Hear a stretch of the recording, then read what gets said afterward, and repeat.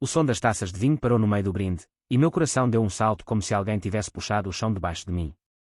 Do outro lado da mesa iluminada por velas, minha esposa Clara ria de forma muito brilhante, os olhos piscando para o telefone pela terceira vez em 10 minutos. A família dela, alheia, levantava as taças, suas vozes um zumbido quente de celebração pelo nosso 5º aniversário. Mas eu não conseguia tirar o frio que subia pela minha espinha. O sorriso dela parecia uma máscara, e o ar no restaurante carregava um peso que eu não conseguia nomear. A sala de jantar brilhava com uma luz âmbar suave, lustres lançando sombras delicadas nas paredes de cor creme. O cheiro de cordeiro assado com alecrim girava ao nosso redor, misturando-se com o leve cheiro de vinho tinto. A mãe de Clara, Ellen, estava no meio de uma história sobre o dia do nosso casamento. Suas mãos animadas, a risada enchendo o espaço. Eu tentei focar, acenar nos momentos certos. Mas os dedos de Clara batucavam no telefone sob a mesa, os lábios se contorcendo como se guardasse um segredo. Eu disse a mim mesmo que não era nada. Estresse no trabalho. Talvez uma amiga precisando de ajuda. Ela vinha-se mostrando distante ultimamente. Claro, mas casamento tem altos e baixos, não é? Mark, você está muito quieto, disse Ellen, seus olhos brilhando com calor maternal. Conte, qual o segredo para manter minha filha tão feliz? O olhar de Clara piscou para mim, afiado e fugaz, antes de suavizar num sorriso de prática. Sim, Mark, ela disse, a voz brincalhona, mas marcada por algo frágil. Qual é o seu segredo? Eu forcei uma risada, a garganta apertada, só tentando acompanhar ela, e disse, alcançando a mão dela. Os dedos dela estavam frios, escapando rápido demais para ajustar o guardanapo. A mesa riu, mas o som pareceu vazio, como um eco numa sala vazia. Meu telefone vibrou no bolso. Uma ligação de trabalho que eu não podia ignorar. Com licença, murmurei, empurrando a cadeira para trás. Clara não olhou para cima, o polegar rolando na tela. Saí para fora, o ar frio da noite cortando minha pele enquanto atendia. A ligação foi rápida, uma crise de um cliente por causa de um prazo. Mas, ao desligar, eu vi o carro de Clara estacionado do outro lado da rua sob uma lâmpada de rua piscando. Um homem encostado nele, sua silhueta afiada, sua postura familiar demais. Meu estômago virou. Eu conhecia aquela postura, aquele inclinar de cabeça. Ethan, o colega dela, aquele que ela tinha mencionado com frequência demais, e depois, nunca mais. Eu congelei, minha respiração rala, assistindo enquanto Clara saía pela porta lateral do restaurante. Ela se movia com propósito, o salto clicando no pavimento, o casaco puxado bem contra o frio do outono. Ela não me viu parado na sombra. Meu coração batia forte, uma batida de medo enquanto ela se aproximava dele.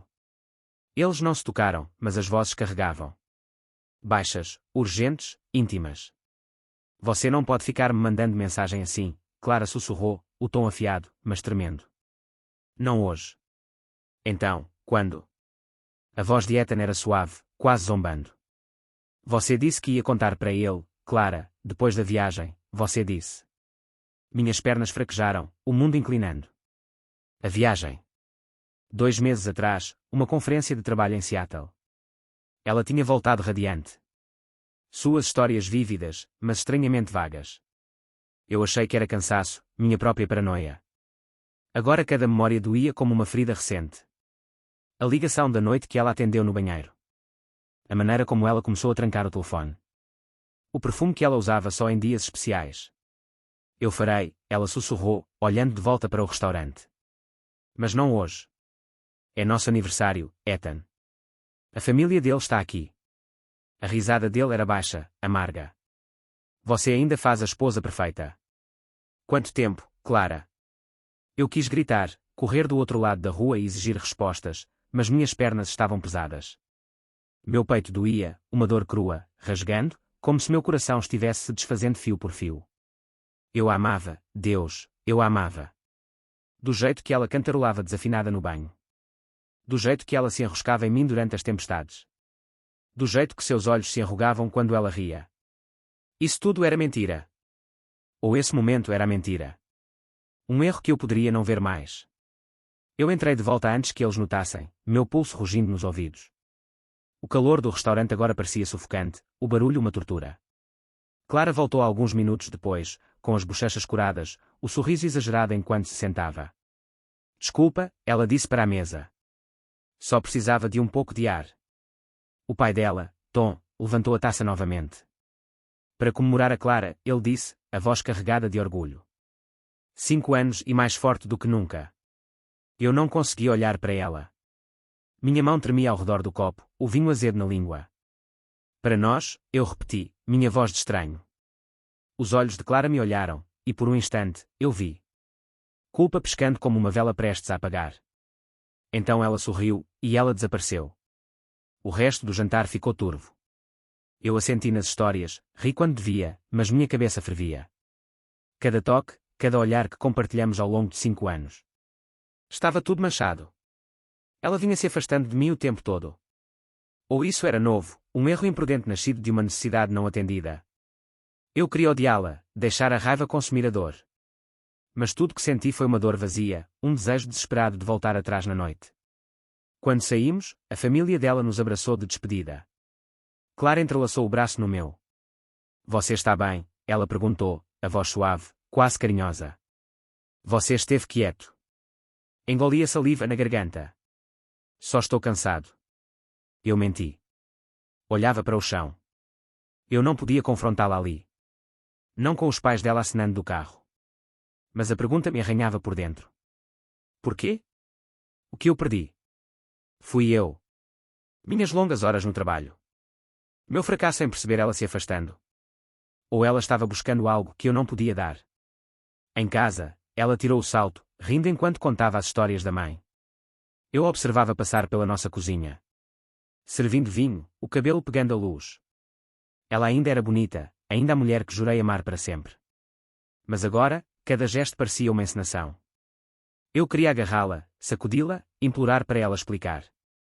Em vez disso, eu disse, eu te vi lá fora com Ethan. O copo dela parou na metade do caminho até os lábios. O silêncio foi ensurdecedor, mais pesado que o barulho do restaurante, mais denso que o ar da noite. Os olhos dela se arregalaram, depois se estreitaram, procurando os meus. Mark, não. Não.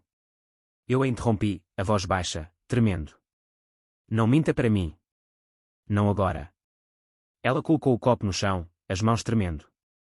Não é o que você pensa, ela disse, mas a voz dela se quebrou, traindo-a, Ethan, ele é só um amigo. Estávamos falando de trabalho. Trabalho. Eu repeti a palavra amarga às 10 da noite, no nosso aniversário, ao lado do seu carro. O rosto dela se enrugou e, por um instante, eu vi a Clara que eu conhecia, uma humana vulnerável presa. Eu não quis que isso acontecesse. Ela sussurrou, lágrimas crescendo. Foi um erro. Mark, um erro estúpido, imprudente. Eu te amo. Eu sempre te amei. Então, por quê? Minha voz quebrou. A pergunta, uma ferida à mostra. O que eu fiz de errado? Você não fez, ela disse, chegando mais perto, as mãos estendidas para mim. Eu me encolhi e ela parou, os braços caíram. Não era sobre você. Era que eu me sentia presa. Trabalho, vida, tudo. Ethan estava lá e eu, deixei passar demais. As palavras dela eram uma faca torcendo mais fundo. Não era sobre mim. Então, porque parecia que meu mundo estava desmoronando.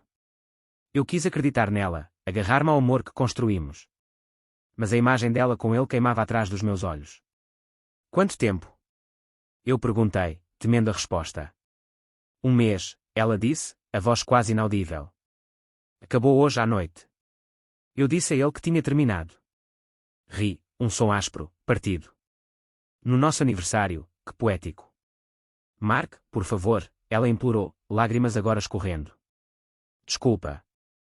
Eu farei o que for preciso para consertar isso. Olhei para ela, a mulher que eu achava que conhecia, e senti o chão se mover de novo. Eu poderia ir embora, deixar a raiva vencer, ou ficar, lutar por nós, pela vida que construímos. Mas, ao olhar para ela, vi a sombra de Ethan, ouvi a voz dele, e soube uma verdade. O amor não era suficiente para apagar a traição. Preciso de tempo, eu disse, virando-me, a voz fria. Não sei se consigo fazer isso. Enquanto caminhava para o quarto de hóspedes, os soluços dela ecoaram atrás de mim, cada uma lembrança do que perdemos. A porta se fechou com um clique, e no silêncio percebi a reviravolta. A traição não era só dela. Eu ignorei os sinais, a distância, o telefone trancado porque acreditar em nós era mais fácil do que enfrentar a verdade. E agora, estávamos ambos quebrados, presos numa história que nenhum de nós podia reescrever.